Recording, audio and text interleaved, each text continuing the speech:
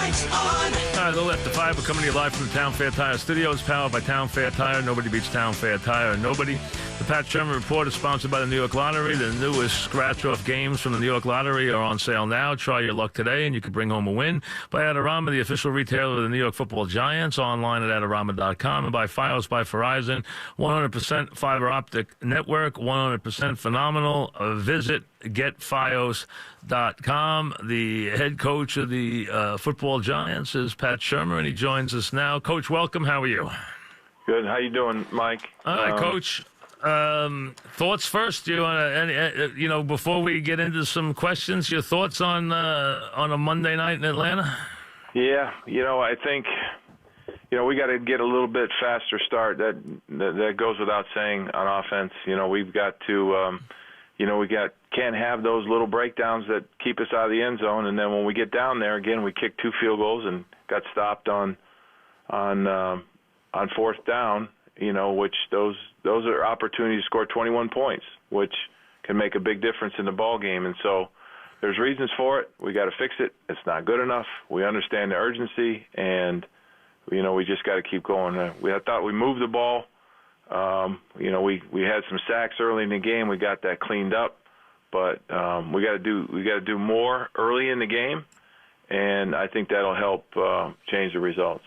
Coach, urgency 1-6. I mean, it's a long way now to anything. Plus, today you send one of your players packing. You're not 8 days from the trade deadline. I don't know that it'll be the last, but that also sends a real message to the fans that you're already going to next year. Well, I don't know if it's a message to the fans. I do know this. The corner, Eli was hurt in the game that we won against Houston, and our guys filled in and did a nice job against some really fine receivers. So, we feel like, at this point, the answer's on our roster to fill the spot.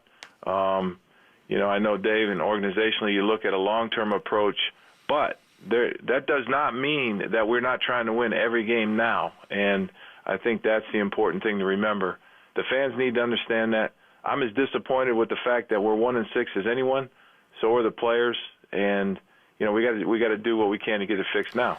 Well, I come from being around coaches who I know that if they're keeping score, they're trying to win. So I understand that part, okay? But that doesn't mean you also don't have an eye towards next year, and you may not be moving personnel around and looking at people at a certain point.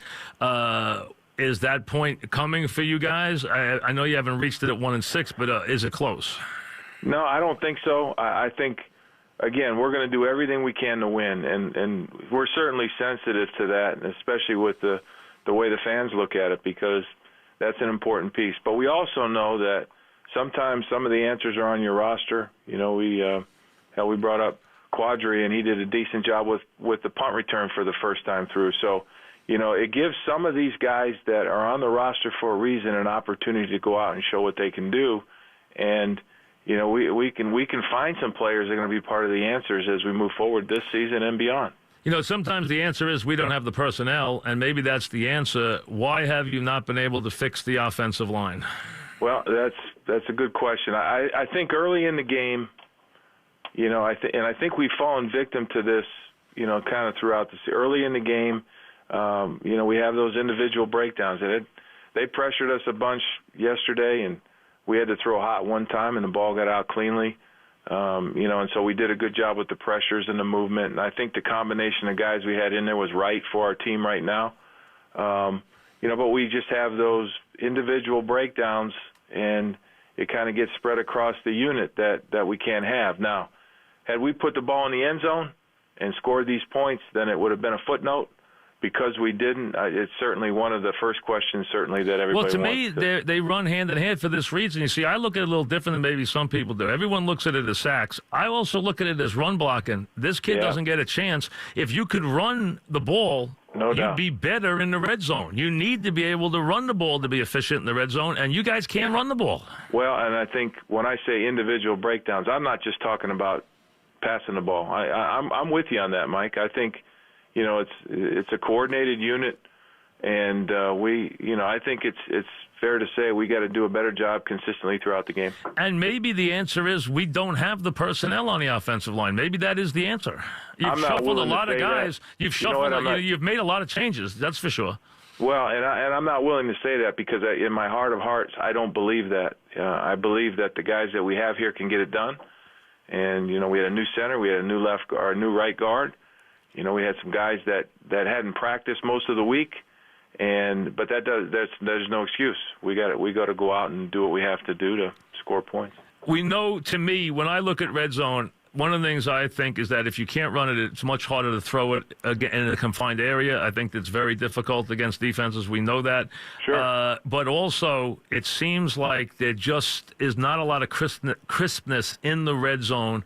What do you see in your red zone execution in the passing game? Well, I think we had some opportunities, and, I think when we went back and looked at it, each drive that we were down there, we probably had an opportunity to either get a first down within the red zone or score a touchdown. That didn't happen. And you're right. It comes down to execution. And I think it's also important. You hit the nail on the head. When we choose to run it down there, we need to get yards. And you don't. And it's true. And look at the two sneaks. I mean, nothing was more futile than those two sneaks where you couldn't get any push at all. And Eli's not good at the sneak. We know that. It's not a strength of his. It's just not a strength of his. We know that. But also you got no push there twice in a row. And I'm not saying, listen, that didn't cost you the game. We know that because you would have had to get an onside kick anyway. So I understand that. But it would have looked a lot cleaner than it looked.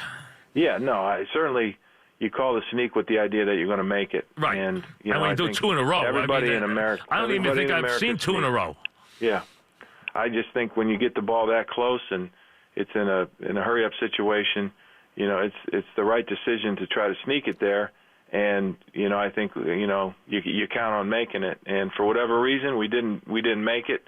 And then, then we eventually threw the fade to Odell. But, so – that's the way it worked out. Unfortunately, again, everything sort of comes back to execution and making sure we as coaches give the guys the right things to do, and we just keep working on it.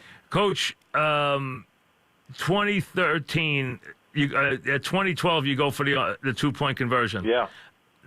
I have to admit I didn't understand it. The announcers didn't understand it. Why not just kick the extra point and try to tie the game up?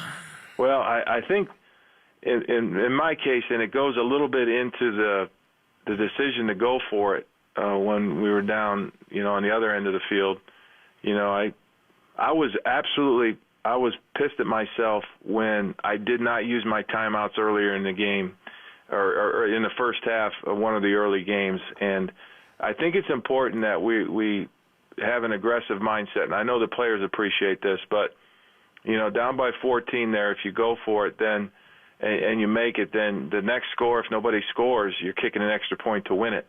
And, and then if for some reason you don't make it, then you still go for 2 to tie it. So, and really the analytics and the math defend that decision. It's sort of new, and so there's a lot of people, even people that broadcast the games, that don't understand that. But there's math that backs it up. And we are aware of the situation, and we felt good about the plays that we were going to call. And, we had an opportunity to make the play, and for what, it didn't happen. And so, but that's why we did it. Yeah, I have to see the math. I have to see. I'm open to it, but I got to see the math because I don't understand it. Because it seems to me that the best thing you can do there is kick the onside point, which is PAT is still a very high percentage play, and then you're one touchdown from going to overtime, which would be a great comeback if you could do that. Right there, trying to win the game, it should be the last thing you're thinking about. I mean, you're 14 points behind. I mean, let's try to tie the game first. Well, no, I think you're always thinking about winning the game. But the idea is you got to try to, sometimes you got to tie the game before you can win the game. I mean, the point is, if you go down there and you're 20-12, you got to go get it. Now you got to get a 2-point conversion just to stay in the game. Which we did the second time we went. Yeah, but that was not a big 2-point conversion. Let's be honest, okay? I mean, the game was over. It's 5 seconds left. The game was over. No, I know that, but they still were trying to defend it, and we got it. So, but if it had been a game on the line with a minute left or 2 minutes left, I think you would have seen a little different defense with 2 minutes. So I'm not sure about that one. I gotta see someone explain that to me on a piece of paper. But okay. You think you can? I'd like to see that.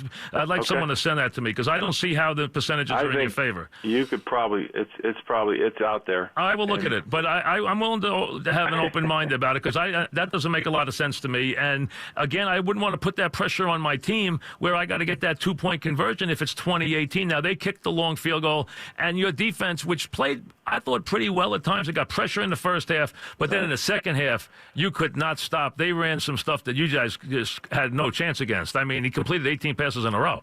Yeah, I think that's the point. You know, they did complete a lot of passes. You know, they were successful on third down. And they're a good offense. Let's be fair. They're a good offense. They're a good offense, and you know they're dangerous with their receivers. I think they had 100 yards in offense on 3 plays. Right. But again, you know, I mean they kicked the field goal at the end that made it a moot point. But you know, I think and I didn't agree with that field goal. I mean, I thought that was a bad percentage play on the field goal. He got it through there because man, he's going to leave you a short field if he misses that field goal. Yeah, I mean we've watched a couple of very long field goals go through the uprights this year. Yes, and last year too they had one, the 61-yarder that broke their back last year, and that one this year really hurt you. I think it really changed your season. I think it did. I think you would have had a different, maybe even a different Philly game. I think that was a real shot to the solar plexus. That one, it really was. I think that was a tough hit for you, an unlucky hit. It really was. I think it might have been a little different season if you had that one and came out of Carolina with that win that day. But you know that's the way it goes. I mean, you have to recover from these things.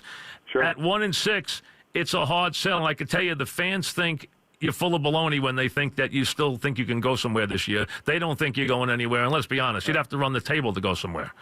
Well, but that's why inside the building, though. Well, you have to think that way. I understand that. You do have to think that way. And I'm sensitive to what the fans believe, but I do know this: we as players and coaches are going to do everything we can to win this next game. Do you expect them to be trading off some of your players here if there's deals to be had? Is that what has been communicated to you? No, you know, obviously the deal with Eli came down today, and, you know, we've been working on a game plan, so I haven't had much conversation with Dave about anything else going forward.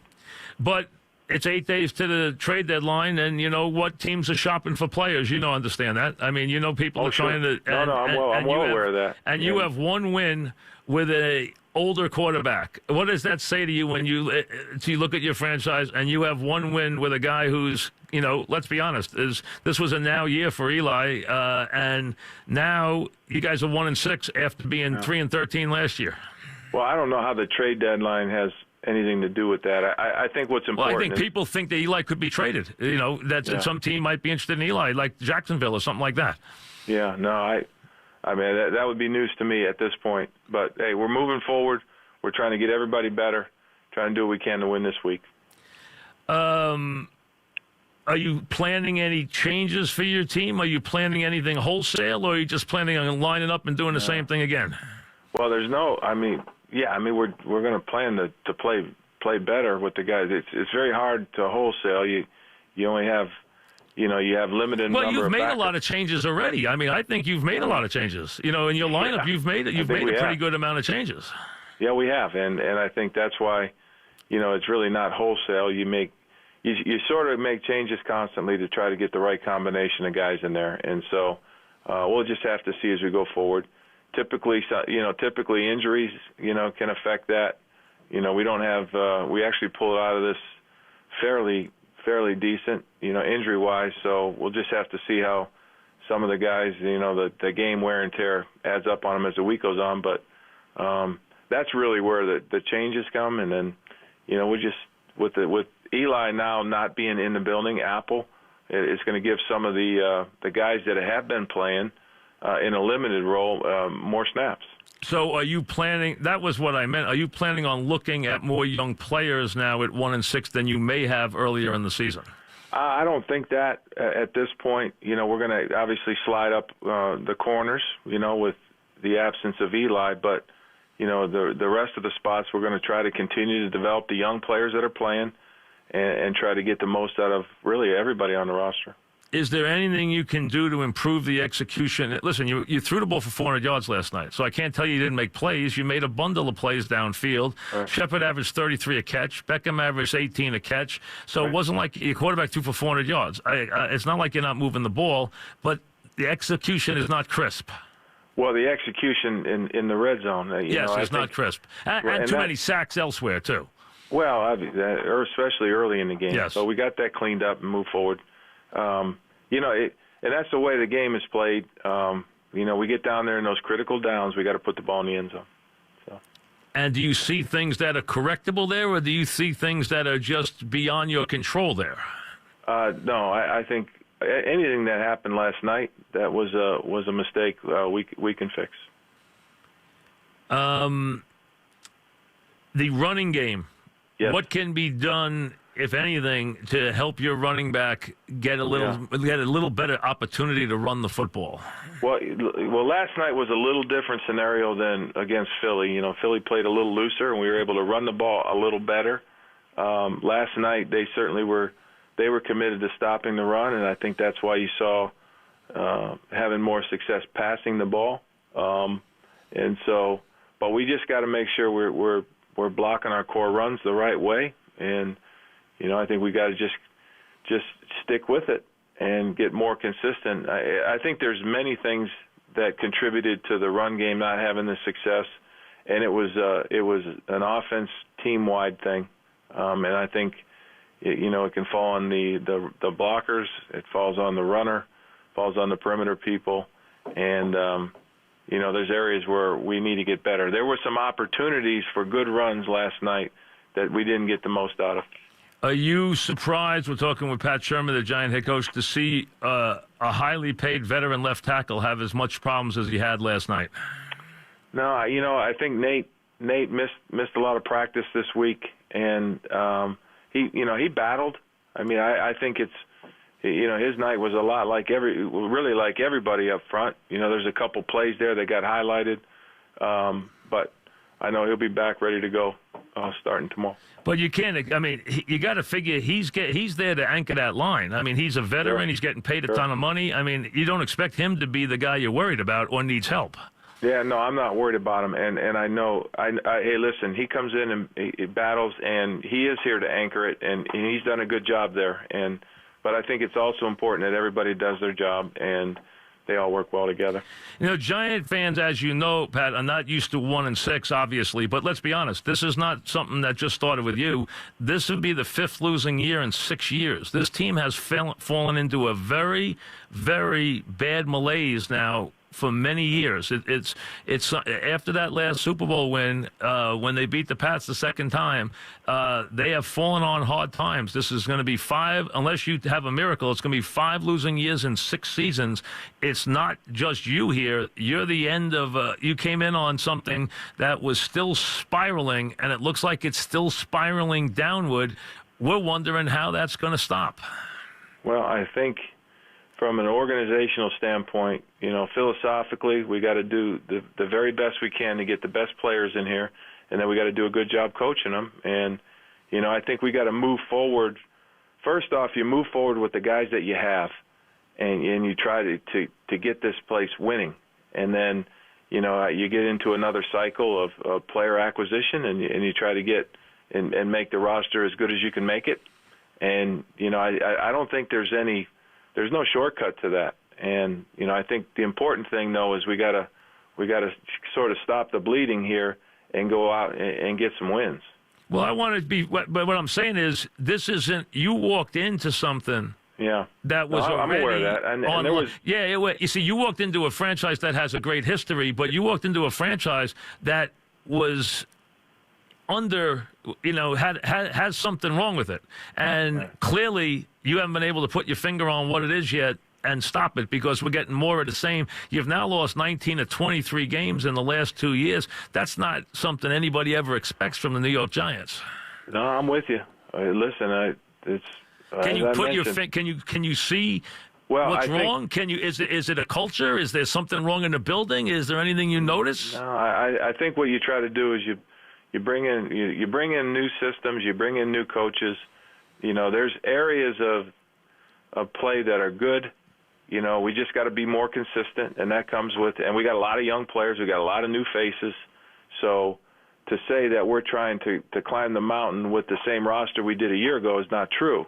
And so we've made a lot of changes to the roster, and we feel like, we're doing it for the better now. We got to just listen. We played again a playoff team from a year ago, and we did not get the victory, but there were things in that game that were good, and we got to build on that. And I think I've highlighted the main area that we need to improve. When we get close, we got to score touchdowns. That's it.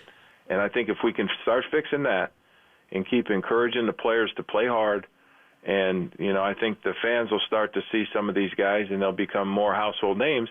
And then, we'll get the results we're looking for. And, at this point, you really don't worry about what's happening. You just keep playing and try to get a victory this Sunday. But, the one thing about that is if you had a 21-year-old quarterback, that would be easy. You have a quarterback who's at the end of a very long, successful run, and people are thinking it's not the beginning of something, that it's the end of something. And that's how your fan base is looking at it, that it's the end of something. So they're waiting for the shoe to drop because they think it's the end of something, that this year had to be turnaround or it was going to be goodbye to Eli. And that's what they're waiting for now because they think the shoe's going to drop. You can understand that. No, I can understand. Listen, I can understand. It's a ticklish situation you walked into with a Hall of Fame level quarterback who's a two-time Super Bowl champion who's been there 15 years, and now people are going to think, hey, we need a new quarterback, and he's not here yet, or where is he? And you have to deal with that. That's not an easy thing. That's a ticklish situation for you. Well, we just keep working with the guys we have, and listen, I'm thrilled to work with Eli and help get him as good as he can be. And he did a lot of really good things last night.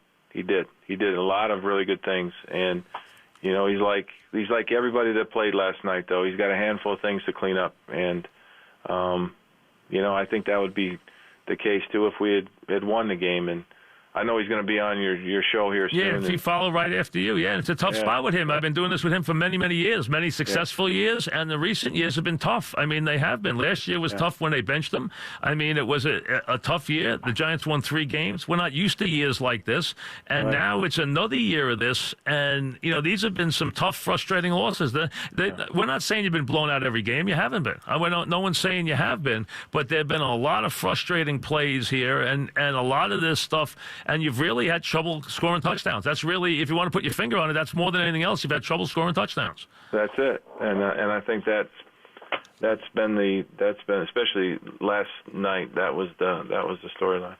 So what is your message to this fan base right now? Well, the message to the fan base is that we are doing everything we can to get this thing turned around and win a game, and I think that's where it starts. I think. And they can be confident that makes them want to throw up, Coach. I hate to tell you, a game when you're 1-6 makes them feel like a game means nothing to them when they're 1-6. You know that. They think Giant fans think in terms of championships. They don't think about 1-6 and a game. Hey, listen, they want you to turn it around for good. They want you to turn. And so do we. Right. But it starts by winning the first one, and that's what we need to do. All right. Thanks. I appreciate it. All right, Mike. Thank you very much. Okay. See you, bud. All right. And I got to listen. I know that he was on the 2012 thing. I'm going to get to the bottom of that for you and the audience because the Eagle coach did the same thing. And they're saying there's an analytics that shows that it's a higher percentage to do that than to kick the 2 PATs. I have to see that. And I want to see that statistically borne out. And I will look for the study that will show it and we'll go over it. Because I still think the best thing you want to do is keep your team in the game when you're down, is keep the game alive, keep your team playing hard, thinking they can win. And the easiest thing is not to have them think they have to get a 2-point conversion to send the game into overtime. You want to think of PAT. That's why I take the first PAT. He's saying there's a better way to do it. new analytical thinking. I want to see that. I want to see that borne out in percentages. I will look for it and see if I can find something that definitively puts the finger on it. Pat said, of course, what he just said to you, Eli's his quarterback going forward. He doesn't think Eli's going anywhere. He thinks he's going to be here. Where Eli will be, though, I can guarantee you, is here in just a couple of minutes back after this.